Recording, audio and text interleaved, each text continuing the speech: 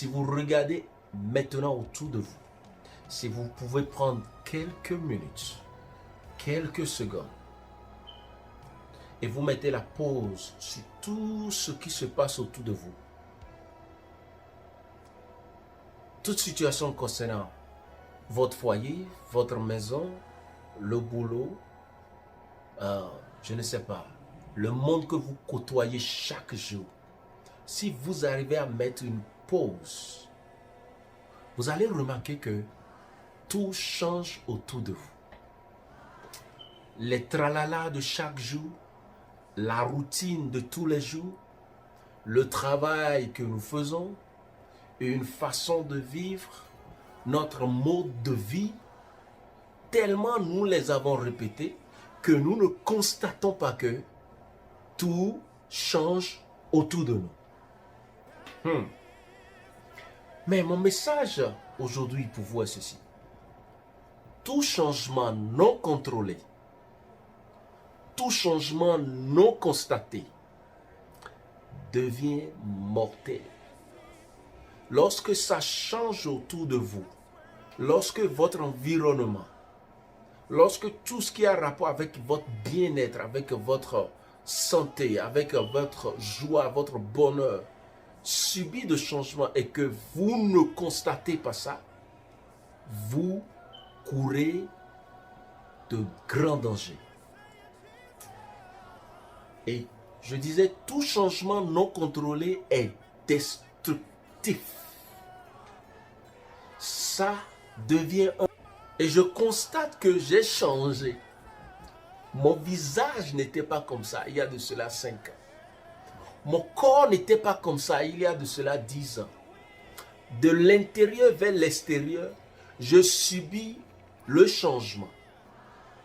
Mais je n'ai pas l'occasion de voir le changement en procédure.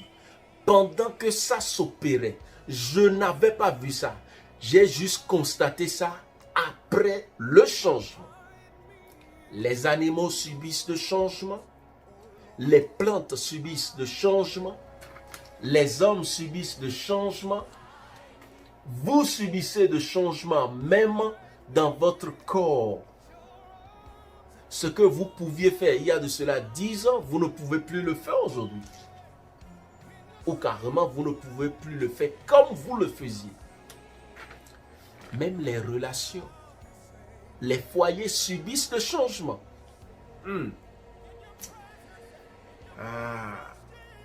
Et lorsque le changement est déjà lié ou mis dans la création, ce qui veut dire le changement n'est pas sujet de surprise.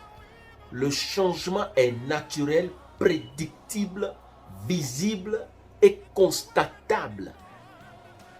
Il suffit seulement à nous qui sommes les êtres de nous dire, bien que nous respirons, et c'est devenu une habitude,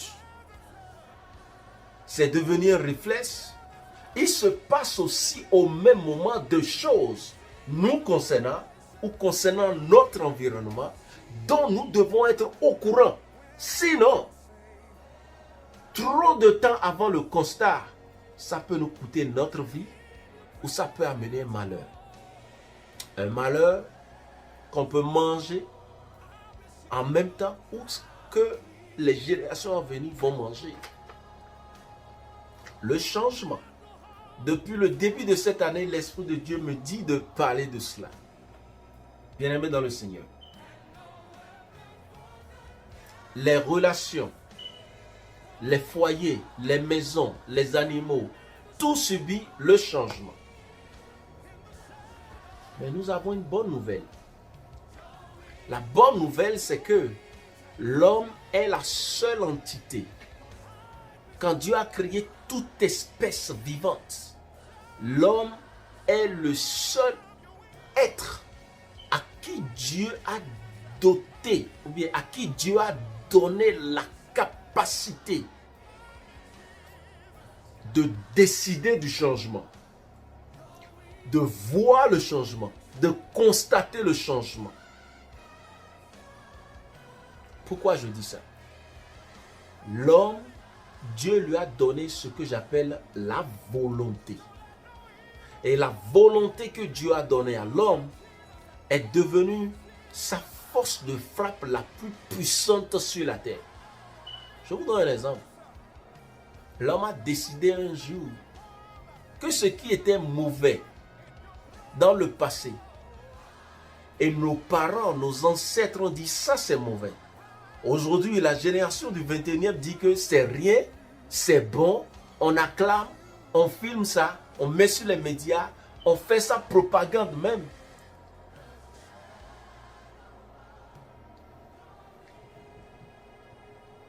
La volonté de l'homme a amené à changer les lois. Une loi qui disait que telle chose est mauvaise, les mêmes hommes sont partis changer la loi pour dire non, c'est bon maintenant, ce n'est pas mauvais. Au cas où quelqu'un le ferait, qu'on ne le dérange pas, qu'on ne lui complique pas la vie. La volonté. Mais les animaux ne peuvent pas changer quelque chose. Les animaux ne peuvent pas voir un changement venir. Ok, je vous donne un autre exemple. La Bible nous a dit dans le livre d'Ecclésiaste que chaque chose a son temps. Ecclésiaste chapitre 3. Si chaque chose a son temps, ce qui veut dire chaque chose va changer en une autre chose. Chaque chose va céder la place à une autre chose.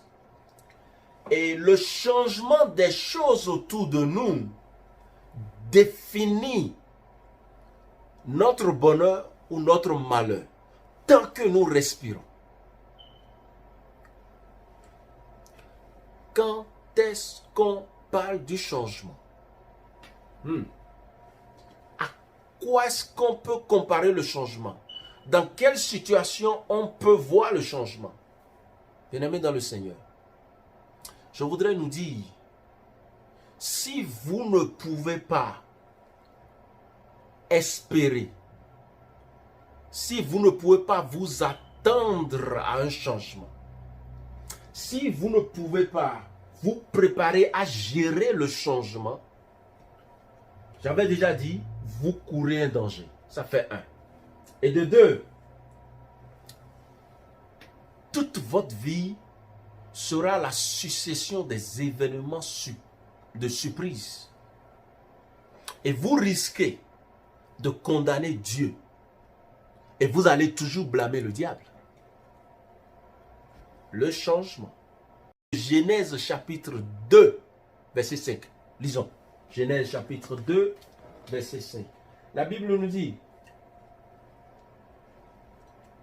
il n'existait encore sur la terre aucun abus, et aucune herbe des champs n'avait encore été germée, car l'Éternel n'avait pas encore fait pleuvoir sur la terre, et il n'y avait pas encore d'homme pour cultiver la terre.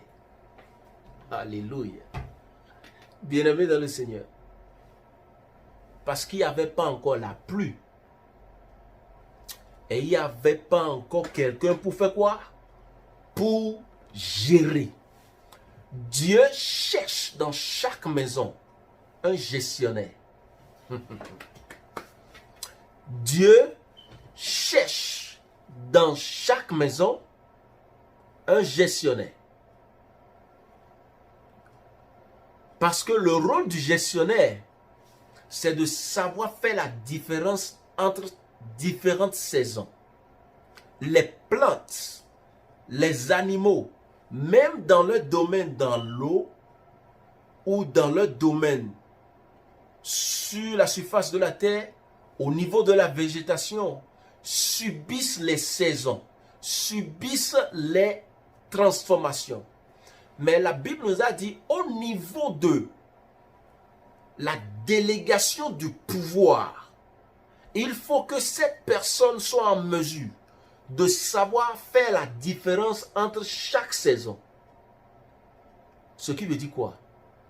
L'homme est le gestionnaire à qui on a remis toute la création.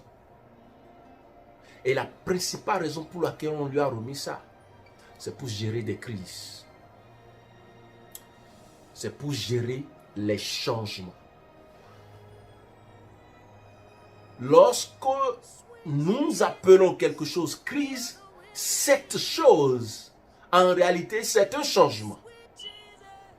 Derrière cela se trouve un moment peut-être qui est différent du moment présent. Faut-il que ce moment vienne, fasse son temps seulement et parte? Non. Dieu voudrait que la personne responsabilisée pour être témoin oculaire de ce moment puisse en faire quelque chose. Peu importe la nature de ce moment-là, peu importe cette saison, et ça peut être une saison mauvaise ou saison bonne, Dieu voudrait que le gestionnaire puisse retirer, soutirer, enlever, utiliser, matérialiser, instrumentaliser quelque chose dans cette saison pour utiliser dans une autre saison. Alléluia. Bien-aimés dans le Seigneur, Dieu n'a pas mis l'homme sur la terre juste pour le plaisir, juste pour la forme, mais pour la gestion des changements. Et quand ça change, nous appelons ça souvent crise, parce que ça nous affecte négativement.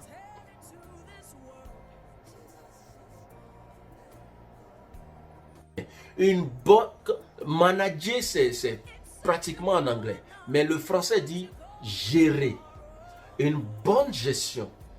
Vous voyez, les hommes de là où nous travaillons, les compagnies, les sociétés dans lesquelles nous travaillons, souvent les gens vont au travail, vont au boulot, sans avoir d'inquiétude ou de stress, parce que les éléments qui constituent l'administration qui s'occupe de la gestion de l'entreprise sont des gens qui savent être lâches autant qu'il faut, qui savent être durs autant qu'il faut, qui savent être stricts, exigeants autant qu'il faut, et qui savent aussi laisser passer certaines choses.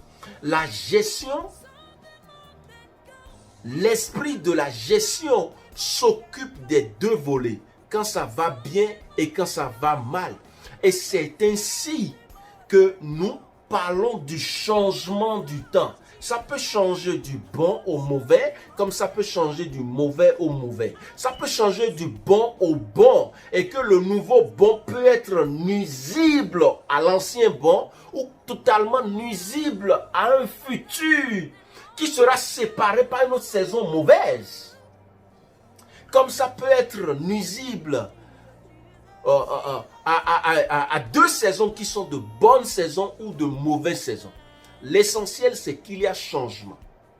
Mais le plus grand danger, c'est quand le changement s'opère autour de vous et que vous ne constatez pas. Ou bien, vous le constatez, mais vous ne savez même pas quoi faire avec. Bien-aimés dans le Seigneur, nous sommes appelés à être des gestionnaires en Christ. Comment gérons-nous ce moment que nous traversons actuellement? Votre foyer, votre ménage, votre santé, votre corps, votre vie dans différents domaines a déjà subi différentes situations, différents mouvements. Mais les avez-vous constatés? Savez-vous que vous grandissez? Savez-vous que votre corps est en train de... Vous comprenez de quoi je parle? Voyez-vous tout ce qui se passe dans votre maison, dans votre famille, dans votre foyer? Voyez-vous tout ce qui se passe à l'instant, du point de vue plan général, mondial, national? La même situation qui concerne tout le monde. Cela nous dit-il quelque chose? Quand nous sommes enfants de Dieu, c'est le moment que nous prenions de nouvelles stratégies pour non seulement résister en ce moment de changement, mais aussi de prendre de nouvelles formes pour subir les conséquences laissées par le changement qui a eu lieu.